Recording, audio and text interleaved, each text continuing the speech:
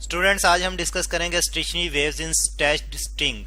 एक स्ट्रिंग है हमारे पास, रोप यानी कि रस्सी की फॉर्म में या धागे वगैरह की फॉर्म में।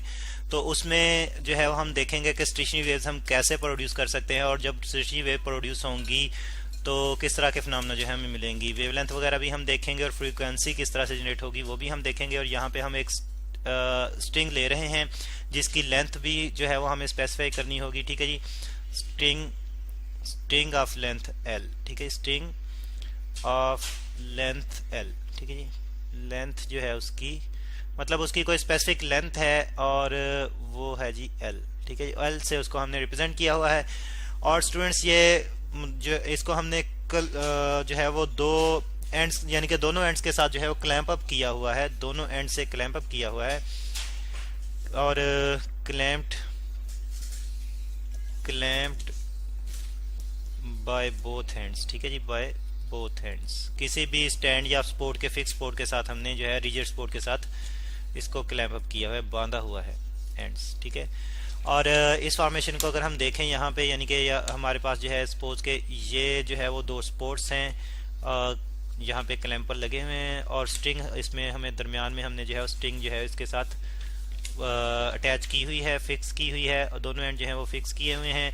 और फिक्स इस तरह से किए हुए हैं कि स्ट्रिंग जो है वो बिल्कुल स्ट्रेच्ड है।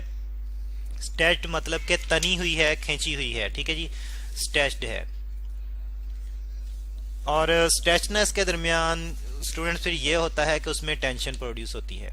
ठीक है जी, तो बिल्कुल तनी हुई है तो उसमें टेंशन होगी। और यहाँ पे हम लिख लेते हैं कि टेंशन इन स्ट्रिंग, टेंशन अगर स्ट्रेच्ड है तो उसकी वजह से टेंशन है, और टेंशन जो है उसको हम जो है वो एफ से रिप्रेजेंट कर देते हैं, क्योंकि टेंशन एक फोर्स ही है तो उसको हम एफ से रिप्रेजेंट कर देते हैं। तो अब हम देखेंगे कि अगर हम इसमें वेव जनरेट करें तो हम कैसे इसमें वेव जनरेट कर सकते हैं। तो हम ये करते हैं कि इसको अगर हम बिल्कुल मिड से प्लग कर दें, ठीक है, यहाँ से यानी कि जो है इसको प्लग करें। अच्छा जी, लेंथ पहले डिफाइन कर लेते हैं इसकी। यहाँ से यहाँ तक लेंथ जो है वो एल है। ठीक है जी, ये लेंथ है इसकी। और हमने इसको अगर प्लग किया अपवर्ड डायरेक्शन में इस तरफ, तो हम देखेंगे कि ये ऊपर जो है वो इस तरह से जो है ऊपर की तरफ उठेगी। और जब स्टूडेंट्स हम छोड़ेंगे तो ये ही स्ट्रिंग जो है अपनी इक्विलिब्रियम यानी कि ये नॉर्मल पोजीशन जो है इसमें, इसी नॉर्मल पोजीशन के अलोंग इसके पार्टिकल जो है वाइब्रेट करेंगे। और वो वाइब्रेशन किस तरह की होगी, हमने इसको जो है इस कंडीशन में ला के जब छोड़ा तो छोड़ने के बाद हम देखेंगे कि इसमें दो वेव्स जनरेट होंगी, दो ट्रांसवर्स वेव्स जनरेट होंगी, सॉरी दो प्रोग्रेसिव वेव्स जो है वो जनरेट होंगी, यानी कि ट्रैवलिंग वेव्स। एक वेव इस डायरेक्शन में ट्रैवल करेगी और एक वेव इस डायरेक्शन में ट्रैवल करेगी। और एंड्स क्योंकि जो है वो डेंसर हैं तो यहाँ से फिर वही वेव जो है रिफ्लेक्ट होंगी, लेकिन डेंसर मीडियम की वजह से जो रिफ्लेक्टेड वेव होंगी वो आउट ऑफ फेज होंगी, यानी कि जो पहले वेव प्रोड्यूस हुई थी उसके अपोजिट डायरेक्शन में प्रोड्यूस होगी। 180 डिग्री जो है पे जाएगी रिफ्लेक्टेड वेव्स। ठीक है, यानी कि इस डायरेक्शन में आएगी। तो अब हम देख रहे हैं स्टूडेंट्स कि ये बिल्कुल एक स्टैंडिंग वेव का पैटर्न बन रहा है, स्टेशनरी वेव का पैटर्न बन रहा है। यहाँ पे नोड्स बन रहे हैं, यहाँ पे नोड्स बन रहे हैं एंड्स पे, जो जहाँ पे जो है क्लैंपिंग है स्ट्रिंग की, तो यहाँ पे नोड्स बन रहे हैं, नोड्स। और दरमियान में स्टूडेंट्स हम देख रहे हैं कि यहाँ पे एंटी नोड प्रोड्यूस होगा, क्योंकि मैक्सिमम एम्पलीट्यूड ऑफ वाइब्रेशन यहाँ पे मैक्सिमम है, तो यहाँ पे एंटी नोड जो है वो प्रोड्यूस हो रहा है। ठीक है जी, तो फिर यहाँ पे भी नोड है। तो अब हम जो है ये मेंशन कर लेते हैं कि हमने स्ट्रिंग को जो है वो मिडल से प्लग किया है। ठीक है जी, plug at middle, plugged at middle point या एट मिडल। ठीक है जी, मिडल। तो अब स्टूडेंट्स इसमें हम देख रहे हैं कि जो है वो दो ट्रांसवर्स वेव और उनकी रिफ्लेक्टेड वेव जो है आपस में स्टैंडिंग या स्टेशनरी वेव जनरेट कर रही हैं। और फिर इसमें जो है वो हम देखते हैं कि नोड्स की तो कोई मोशन नहीं होगी, दरमियान में ही हमें वाइब्रेशन मैक्सिमम नजर आ रही है। ठीक है जी, और अगर हम देखें कि वेवलेंथ इसमें कितनी जो है वो प्रोड्यूस होगी, ठीक है जी, कितनी वेवलेंथ जनरेट होगी, तो स्टूडेंट्स यहाँ से लेकर यानी कि एक नोड से लेकर दूसरे नोड तक की अगर हम बात करें तो यहाँ पे वेवलेंथ जो है वो हाफ ऑफ वेवलेंथ जो है वो जनरेट होगी। ठीक है, हाफ ऑफ वेवलेंथ जनरेट होगी, हाफ ऑफ वेवलेंथ जनरेट होगी। तो इस बात को हम कैसे अंडरस्टैंड कर सकते हैं कि half of wavelength he generate होगी, दो नोड्स, दो कंसेक्टिव नोड्स के दरमियान में जो वेवलेंथ होगी वो हाफ, यानी कि जो डिस्टेंस वेव का ट्रेवल डिस्टेंस होगा वो हाफ ऑफ वेवलेंथ होगा। तो ये हम इस तरह से समझ सकते हैं, यहाँ पे हम जो है वो दो वेव्स बना लेते हैं जो कि अपोजिट डायरेक्शन में ट्रेवल कर रही हैं। ये देखें कि स्टूडेंट्स ये एक वेव है और हम कहते हैं कि ये राइट डायरेक्शन में ट्रेवल कर रही है, क्रेस्ट और ट्रफ से हमने इसको रिप्रेजेंट किया हुआ है। और ये क्योंकि जो है वो एक कंप्लीट क्रेस्ट कंप्लीट ट्रफ है, तो इसके लिए इसकी वेवलेंथ जो है वो, इसकी जो वेवलेंथ है वो एक कंप्लीट वेवलेंथ है, ठीक है जी, यानी कि ये वेव जो है कंप्लीट वेवलेंथ में है। और फिर हम एक और वेव ले लेते हैं जो कि इसके अपोजिट डायरेक्शन में ट्रेवल कर रही है और वो भी जो है वो कंप्लीट वेवलेंथ की है, यानी कि उसके भी क्रस्ट और ट्रफ जो है वो कंप्लीट हैं, ठीक है जी। इस तरह से ये यहाँ पे इस तरह से, ठीक है जी। ये थोड़ी सी रफ डायग्राम जो है बन रही है, ये दूसरी वेव है स्टूडेंट्स, और इसकी भी वेवलेंथ जो है वो कंप्लीट है यहाँ से लेकर यहाँ तक, ठीक है जी, एक वेवलेंथ कंप्लीट है। अब स्टूडेंट्स हमने बात की थी कि दो नोड्स के दरमियान में जो है वो वेवलेंथ का हाफ आएगा, ठीक है। दो नोड्स के दरमियान में जो डिस्टेंस ट्रेवल्ड होगा वेव का वो हाफ ऑफ वेवलेंथ होगा। अब जरा गौर करें, एक नोड यहाँ पे बन रहा है, एक नोड यहाँ पे बन रहा है, फिर तीसरा नोड यहाँ पे बन रहा है।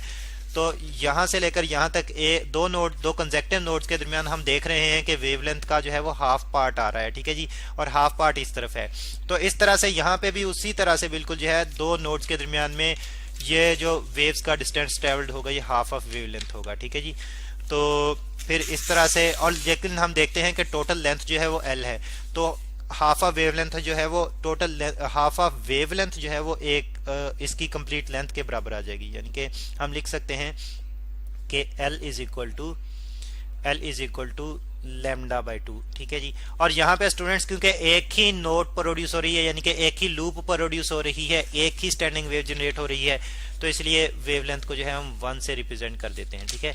तो अगर हम इस वेवलेंथ को कैलकुलेट करना चाहें तो हमारे पास फिर जो है वो लैम्डा आ जाएगा, 2 दूसरी तरफ जो है वो मल्टीप्लाई हो जाएगा L के साथ, तो हमारे पास वेवलेंथ 1 आ जाएगी, lambda 1 is equal to 2L, ठीक है जी। अब अगर एक स्टेशनरी वेव जनरेट होती है, एक ही लूप जनरेट होती है, तो उसके लिए वेवलेंथ जो है फिर हम इस फार्मूले से कैलकुलेट कर सकते हैं, ठीक है जी। सिर्फ हमें लेंथ का पता होना चाहिए, स्ट्रिंग की लेंथ का, उससे हमें वेवलेंथ का अंदाजा हो जाएगा अगर एक ही स्टेशनरी वेव जनरेट हो रही हो तो, ठीक है। और हमने फ्रीक्वेंसी भी कैलकुलेट करनी है, लेकिन उससे पहले हमें जो है वो स्पीड कैलकुलेट करनी पड़ेगी। यहाँ पे जो प्रोग्रेसिव वेव्स जो ट्रेवल कर रही हैं उनकी स्पीड क्या होगी, ठीक है जी। तो दोनों की वेवलेंथ सेम है, जस्ट अपोजिट डायरेक्शन में है, तो वेलोसिटी की मैग्नीट्यूड यानी कि स्पीड जो है वो दोनों की एक जैसी होगी। और जो हम स्पीड कैलकुलेट कर सकते हैं स्टूडेंट्स, उसके लिए फिर हमारे पास जो फार्मूला है वो एक्चुअली जो है यहाँ पे स्पीड जो है v से मैंने रिप्रेजेंट की है, तो वो फार्मूला है स्क्वायर रूट ऑफ यहाँ पे फोर्स, और फोर्स कौन सी है स्टूडेंट्स, ये टेंशन है जो कि स्ट्रिंग में है, ठीक है जी। Force multiplied by length of string divided by mass of string, ठीक है जी। इस फार्मूले से हम जो है वो कैलकुलेट कर सकते हैं स्पीड। और स्टूडेंट्स यहाँ पे L जो है, इसको अगर मैं जो है वो डबल डिनोमिनेटर में नीचे शिफ्ट कर दूं तो ये हमारे पास यही फार्मूला जो है कुछ इस फॉर्म में आ जाएगा, v is equal to square root of f divided by m over l, ठीक है जी, m ओवर l। तो स्टूडेंट्स L टोटल लेंथ है, तो m डिवाइडेड बाय L जो है ये हमें मास पर यूनिट लेंथ जो है वो देगा, यानी कि यहाँ पे हम लिख सकते हैं, इसी को जो है वो यहाँ पे हम जो है डिफाइन कर लेते हैं कि m बाय L जो है इसको एक नई क्वांटिटी से रिप्रेजेंट करेंगे, और वो नई क्वांटिटी हम कह लेते हैं कि जी हमारे पास कैपिटल M है, ठीक है जी। और कैपिटल M हम कहते हैं कि ये मास पर यूनिट लेंथ है, मास पर यूनिट लेंथ है, ठीक है जी, मास पर यूनिट लेंथ, ठीक है जी। तो अब हम m बाई l की जगह जो है वो इक्वेशन में सिंपली कैपिटल M अगर जो है वो पुट कर दें तो हमारे पास स्पीड आ जाएगी square root of f divided by capital M। तो स्टूडेंट्स इस फार्मूले से जो है वो हम कैलकुलेट कर सकते हैं स्पीड। अब हमने कैलकुलेट करनी है फ्रीक्वेंसी, और फ्रीक्वेंसी हम जानते हैं कि स्पीड और वेवलेंथ जो है ये इनका प्रोडक्ट हमें, सॉरी, वेवलेंथ और फ्रीक्वेंसी का प्रोडक्ट जो है वो हमें स्पीड देता है। तो यहाँ से फिर हम फ्रीक्वेंसी कैलकुलेट कर सकते हैं क्योंकि ऑलरेडी वेवलेंथ और स्पीड हम कैलकुलेट कर चुके हैं। तो फ्रीक्वेंसी फिर हमारे पास आ जाएगी f is equal to v divide by lambda, ठीक है जी। तो अब स्टूडेंट्स यहाँ पे एक वेवलेंथ जनरेट हो रही है एक स्टेशनरी वेव की, तो फ्रीक्वेंसी भी जो है वो पहली जनरेट होगी, फर्स्ट फ्रीक्वेंसी जनरेट होगी, ठीक है जी। इस फर्स्ट फ्रीक्वेंसी को हम फंडामेंटल फ्रीक्वेंसी भी कहते हैं। और स्टूडेंट्स हम सिर्फ क्या करेंगे, हम जो है वो v की और लैम्डा 1 की वैल्यूज पुट करेंगे तो f1 हमारे पास जो है वो आ जाएगी। देखें v की वैल्यू हम यहाँ पे square root of f over m already calculate कर चुके हैं और लैम्डा 1 की वैल्यू जो है वो हमने कैलकुलेट की थी 2l। तो ये सब्स्टिट्यूट कर देंगे तो हमारे पास जो फंडामेंटल फ्रीक्वेंसी फर्स्ट फ्रीक्वेंसी आ रही है वो 2l आ जाएगी। इसको मजीद जो है वो हम थोड़ा सा जो है वो रीराइट करेंगे तो f1 हमारे पास आ जाएगी 1 over 2l into square root of f over m। तो स्टूडेंट्स इस फार्मूले से हम fundamental frequency first frequency calculate कर सकते हैं अगर एक ही स्टेशनरी वेव जनरेट हो स्ट्रिंग में। ठीक है जी, तो ये हम लिख लेते हैं कि ये फंडामेंटल फ्रीक्वेंसी है, फंडामेंटल MENTA फंडामेंटल फ्रीक्वेंसी। ठीक है जी, फ्रीक्वेंसी। और स्टूडेंट्स मजीद इसके बारे में जो है वो हम नेक्स्ट लेक्चर में डिस्कस करेंगे।